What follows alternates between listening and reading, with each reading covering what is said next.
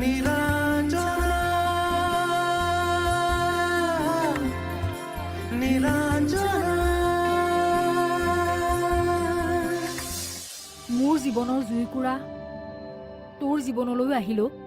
এইবিলাক ভাগ্য পেহী। তুমি আৰু মই যি পাব লাগে, যেনেকৈ থাকিব লাগে, এই সকলোবোৰ ভাগ্যৰ কাৰণেই হৈ আছে। বিয়া লোৱাৰ কথা নহয় দেউতা, এয়া নিয়ম।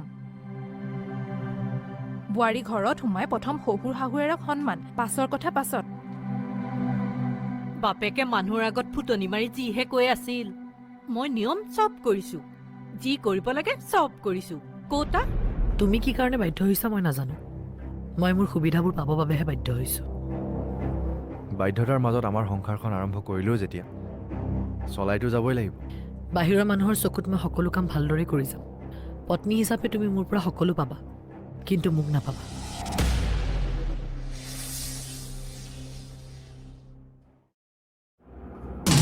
নীলা, অ' নীলা,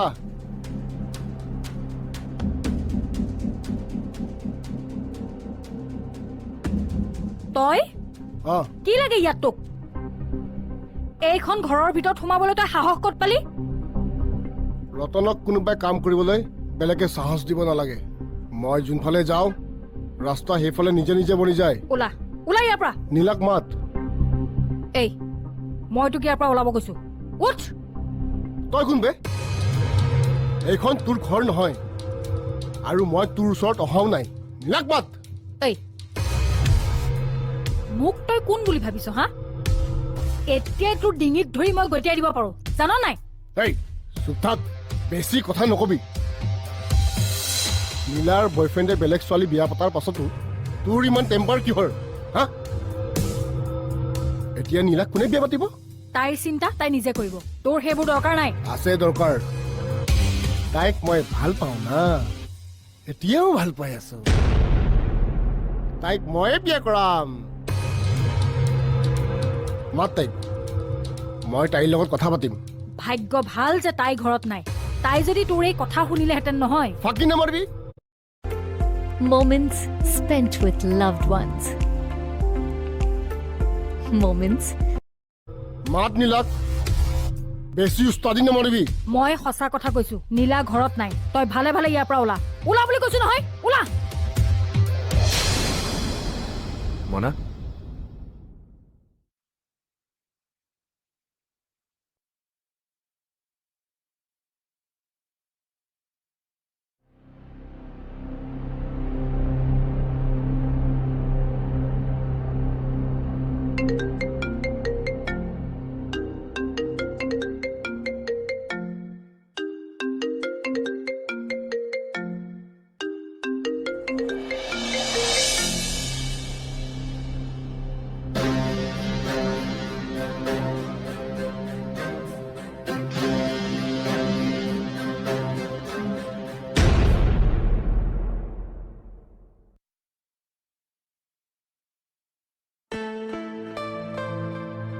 দেউতা বহিছে? নিৰণ আহা।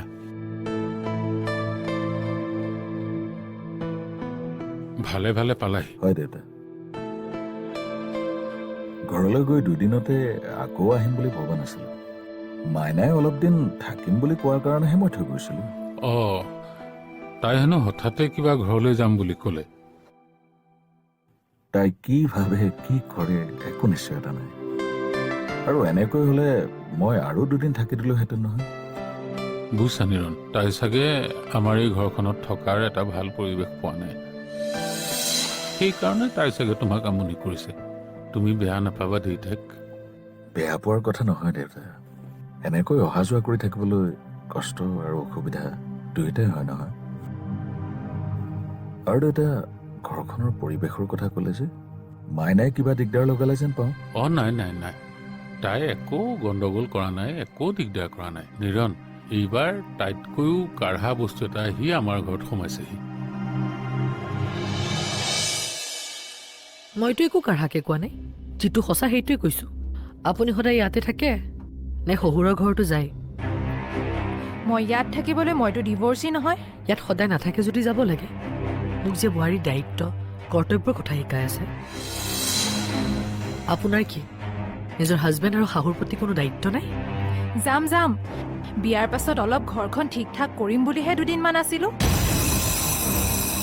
তুমি নাভাবিবা যে মই মাৰ ঘৰত বহি বহি ভাত খাবলৈ আহিছো। বিয়া হোৱাৰ আজি এসপ্তাহ পাৰ হ'ল, এতিয়া কি ঠিক ঠাক কৰিবলগীয়া আছে আপোনাৰ? আপোনাৰ একো ঠিক ঠাক কৰিব দৰকাৰ নাই, মই আছো নহয়। তুমি কি ঠিক ঠাক কৰিবা এইকেইদিনতে গম পাইছোৱে একো নহয়। গম পোৱা নাই আপুনি। আপুনি একোৱেই গম পোৱা নাই। নিজ চকুৰে দেখিলেহে গম পাব যে মই মোৰ স্বামী আৰু শাহু শহুৰক কেনেকৈ ঠিক লগাওঁ। আপুনি গম পাই যাব বাইদেউ। ধনী মানুহৰ ছোৱালীক বোৱাৰী কৰি আনিছেতো, ভালদৰে জানি যাব মোৰ নিচিনা এজনী বোৱাৰী পাবৰ কাৰণে কিমান কি হেৰুৱাব লাগিব। তুমি এটা কথা মনত ৰাখিবা, মোৰ মা দেউতাৰ যদি কিবা অনিষ্ট হয় নহয়, ময়ো কিন্তু তোমাক কেতিয়াও ক্ষমা নকৰিম।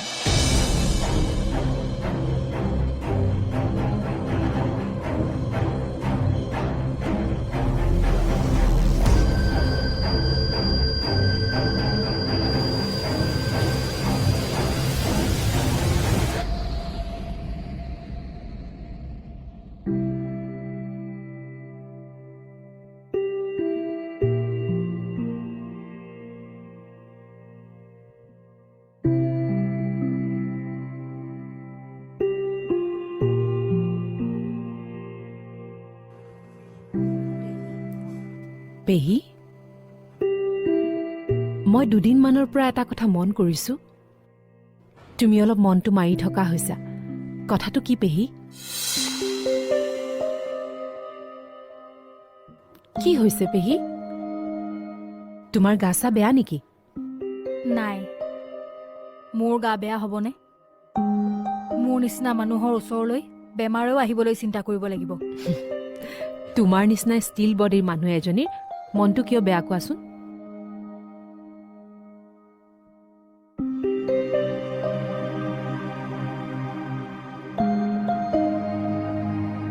মোৰ সকলো চিন্তা দুচিন্তা তোক লৈও আই।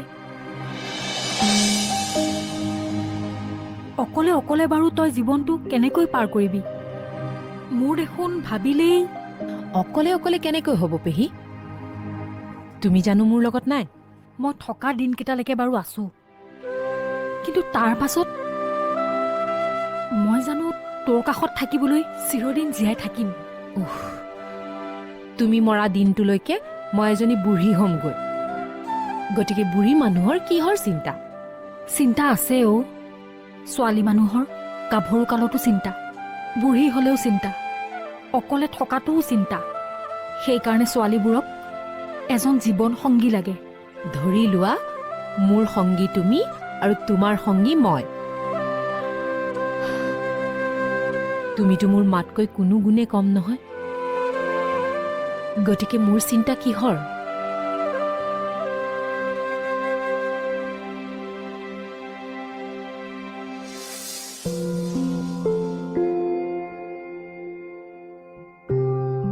ভিনদেউ, আহিলা?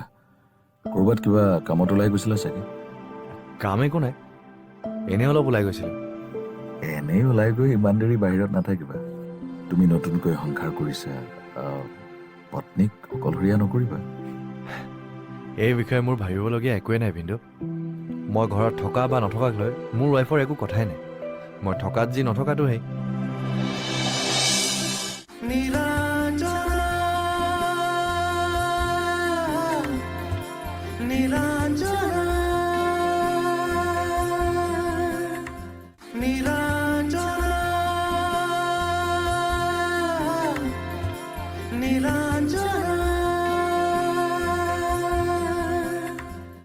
এইখন সংসাৰত ছোৱালী এজনী বিয়া বাৰু নোহোৱাকৈ থকাটো বৰ সহজ কথা নহয় অ'। এইখন সংসাৰতে জানো তুমি বিয়া নোহোৱাকৈ থকা নাই? ময়ো পাৰিম দিয়া। কেনেকৈ পাৰিবি? সেইটোৰ হেন চকু পৰিলেই নহয়। কাৰ হেন চকু পৰিছেনো? হেন চৰাই আঁতৰৰ পৰাই যেনেকৈ অকলে থকা চিকাৰটোৰ ওপৰত জঁপিয়াই পৰে, সিও সেইদৰে তোলৈ হেন চকুৰে চাই আছে। সি? কোন সি? পেহী নোকোৱা কিয়? ৰতন গুণ্ডা।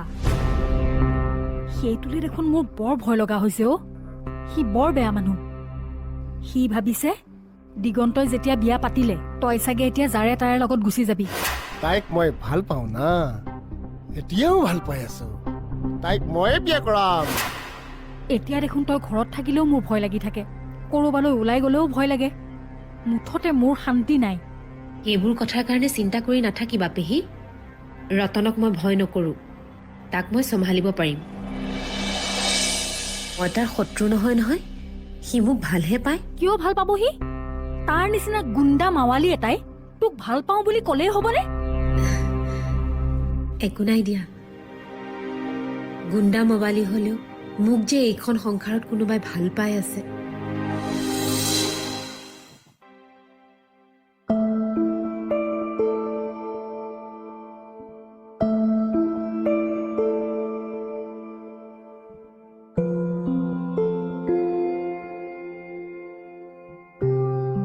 ভিনদেউ অঁ আহিলা ক'ৰবাত কিবা কামত ওলাই গৈছিলা চাগে কাম একো নাই এনেই অলপ ওলাই গৈছিলোঁ এনেই ওলাই গৈ ইমান দেৰি বাহিৰত নাথাকিবা তুমি নতুনকৈ সংসাৰ কৰিছা পত্নীক অকলশৰীয়া নকৰিবা এই বিষয়ে মোৰ ভাবিবলগীয়া একোৱেই নাই ভিনদেউ মই ঘৰত থকা বা নথকাক লৈ মোৰ ৱাইফৰ একো কথাই নাই মই থকাত যি নথকাটোহে মানুহৰ ব্যৱহাৰ ইমান বেয়া হ'ব পাৰেনে মোক তাই তেনেকে ক'ব পাৰিছে এইখন ঘৰৰ মই ডাঙৰ সন্তান জানেনে নাই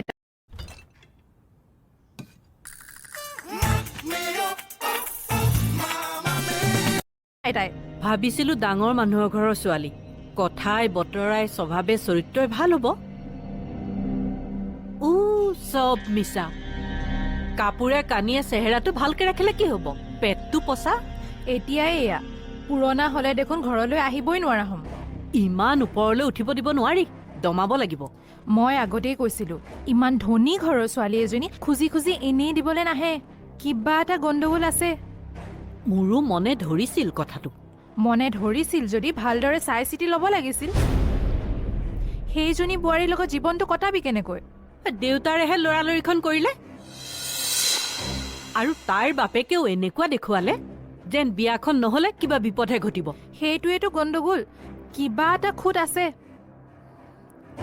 সেইকাৰণেহে যেনে তেনে দি ল'ব বিচাৰিছিল এতিয়া তহঁতে ভুগি থাক দিগন্তটোলেহে বেয়া লাগিছে অ তাক ভালকৈ মাত এষাৰ দিয়াও শুনা নাই ভাল ব্যৱহাৰ এটা যদি ঘৈণীয়েকজনীৰ পৰাই নাপায় এতিয়া সি অলপ ঠিক হ'ব লাগিব তহঁতক কিবা ক'লে সি তাইক উভতি ধৰিব লাগিব মোৰ মা দেউতাক কিয় এনেকৈ কৈছা বুলি আমাৰ এওঁ মোক যেনেকৈ উভতি ধৰে কাইলৈ যোৱাৰ আগত মই ভাইটিক লেচন এটা দি যাব লাগিব তই আকৌ তাক একো বুজাব নালাগে নেকি মোৰ যি মন যায় মই তাকেই পিন্ধিম আৰু মোৰ য'ত যাবলৈ মন যায় মই তাতেই যাম তাতে মই কাৰো হকা বধা নামানো কিন্তু তুমি সংযমী হ'ব লাগিবই এতিয়া তুমি ভাস্কৰঞ্জনৰ ছোৱালী হৈ থকা নাই তুমি এই অবিনাশ বৰুৱাৰ বোৱাৰী হৈছা সজাত বন্দী হোৱা বোৱাৰী লাগিছিলে যদি মোক কিয় চিলেক্ট কৰিলে সেইবোৰ বিচৰাৰ আগতে ভাবি চাব লাগিছিল যে মই কেনেকুৱা এখন ঘৰৰ পৰা আহিছো আহিছো নহয় মইতো নিজে অহা নাই মোৰ পাপাক খুচলাই আপোনালোকেহে মোক ইয়ালৈ লৈ আহিছে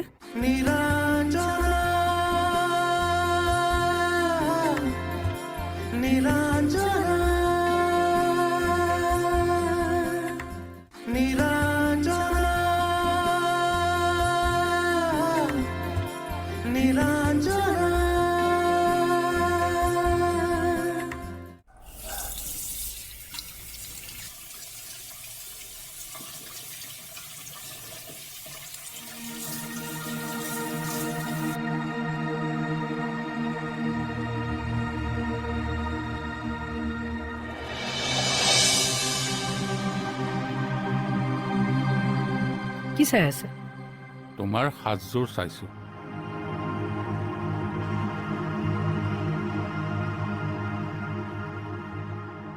ভাল লাগিছে লাগিবই এই জোৰটো কম দামী ড্ৰেছ নহয় ভাল নালাগিব কিয় একেবাৰে ভাল লগা নাই এনেই নতুন বোৱাৰী এনেকুৱা পোছাকেৰে ভাল নালাগে চোৱা তোমাৰ নিজৰ ৰুমৰ ভিতৰত কথাটো বেলেগ কিন্তু ৰুমৰ বাহিৰত তুমি এনেকুৱা সাজ পিন্ধিব নোৱাৰিবা নহয়। তাৰমানে এইখন ঘৰত মোৰ ড্ৰেছিং চেঞ্চখিনিও আপুনিহে দিব নেকি? নহয়, মোৰ কাপোৰৰ বিষয়ে মাত মাতিবলগীয়া নাই, কিন্তু এইবোৰ কথা তোমাৰ মাৰে শিকাবলগীয়া কথা। আৰু তুমি যিখিনি কথা নাজানা সেইখিনি দিগন্তৰ মাকৰ পৰা শিকি ল'ব লাগিব। শিকি ল'বা দেই। মই ইমানো ডমিনেটেড হৈ থাকিব নোৱাৰোঁ। মই কি খাম, কি পিন্ধিম, সেয়া মই কি শাহু শহুৰক সুধিহে কৰিব লাগিব? কিছুমান কথা তুমি জানি ল'ব লাগিব, আমি তোমাক শিকাব লাগিব। এই ধৰা এইকেইদিন আমাৰ একমাত্ৰ জোৱাইজন আমাৰ ঘৰতে আছে। তুমি যদি তেওঁৰ আগত এনেকুৱা সাজ পিন্ধি ওলোৱা, কথাটো ভাল নহ'ব নহয়।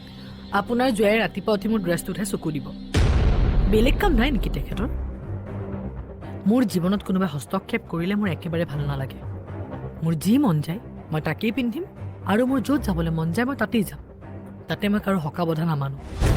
কিন্তু তুমি সংযমী হ'ব লাগিবই। এতিয়া তুমি ভাস্কৰঞ্জনৰ ছোৱালী হৈ থকা নাই, তুমি এই অবিনাশ বৰুৱাৰ বোৱাৰী হৈছা। সজাত বন্দী হোৱা বোৱাৰী লাগিছিলে যদি মোক কিয় চিলেক্ট কৰিলে? সেইবোৰ বিচৰাৰ আগতে ভাবি চাব লাগিছিল যে মই কেনেকুৱা এখন ঘৰৰ পৰা আহিছোঁ। আহিছোঁ নহয়, মইতো নিজে অহা নাই। মোৰ পাপাক খুচলাই আপোনালোকেহে মোক ইয়ালৈ লৈ আহিছে।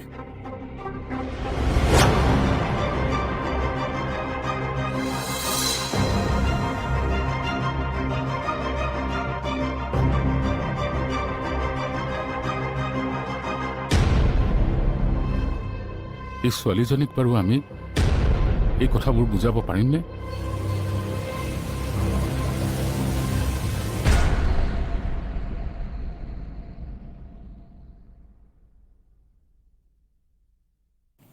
মা, নিৰণ, মা আমি অলপ পাছতে যাম আৰু। মই ভাতকেইটা বঢ়াই দিওঁ, সুদাই নিকাই খাই যোৱা। ভাতকেইটা খাই গ'লে দেৰি হ'লেও আৰু কথা নাই। মা, কথা এটা কওঁ। মাইনাক বাৰু অলপ বুজাইছেনে? ইয়াৰ পৰা গৈ যদি তাই আকৌ আমাৰ ঘৰখনত মিলিব নোৱাৰে? তাইকনো কি বুজাম? তুমি দেখিছাই দেখোন, আমাৰ ঘৰতো সেই একেই পৰিৱেশ এটাৰে সৃষ্টি হৈছে।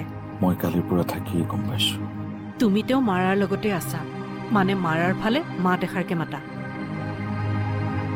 আমাৰ ল'ৰাইতো তাকো মাত নিদিয়ে। জানো কপালত কি লিখা আছে গম নাপাওঁ আৰু।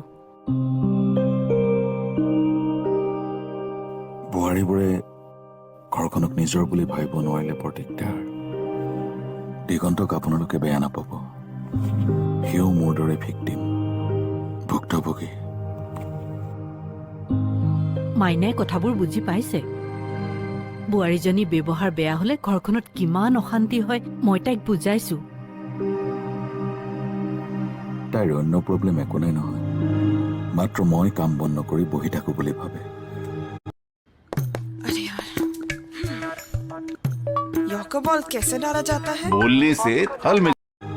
আৰু মাৰ কথা এটাও মানি ল'বলৈ টান পায়। সেই বুঢ়ী মানুহজনীৰ লগত জেদ ধৰি থাকি কি লাভ কওকচোন? একো লাভ নাই। এইবোৰ জেদ, অহংকাৰ, ঈৰ্ষাৰ পৰা কাৰো একো লাভ নহয়। মই জীৱনত বহুত বিপৰ্যয় দেখিছো। মানুহৰ সকলো শেষ হৈ যাবলৈ এক মুহূৰ্তও নালাগে। সঁচাই কৈছে মা, জেদ অহংকাৰে কাৰো ভাল বা উপকাৰ একো নকৰে, ক্ষতিহে কৰে। কালি ৰাতি মাইনাক এইবোৰকে বুজাইছো, তাই বুজিছে। আমাৰ বোৱাৰীয়ে আমাক বেয়া ব্যৱহাৰ কৰাৰ কাৰণে তাই দুখ পাইছে। এতিয়া তাই চব বুজি পাইছে।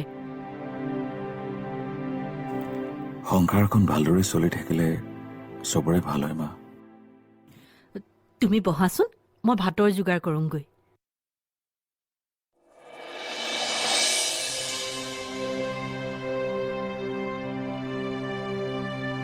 মনালিছাৰ এই ধৰণৰ কাৰ্যকলাপে যদি মোৰ সংসাৰখনলৈ শান্তি আনে, তেন্তে বেয়া হলেও মই মনালিছাক চেলিউটহে দিম। যতনে বান্ধি ৰাখি মন বুকুতে বাকী আছে পন কিমান সপোনে বনোৱা লিখি যাম এটি পোন শুনি তোৰ চিয়াহিলে ধন মনে বিচৰা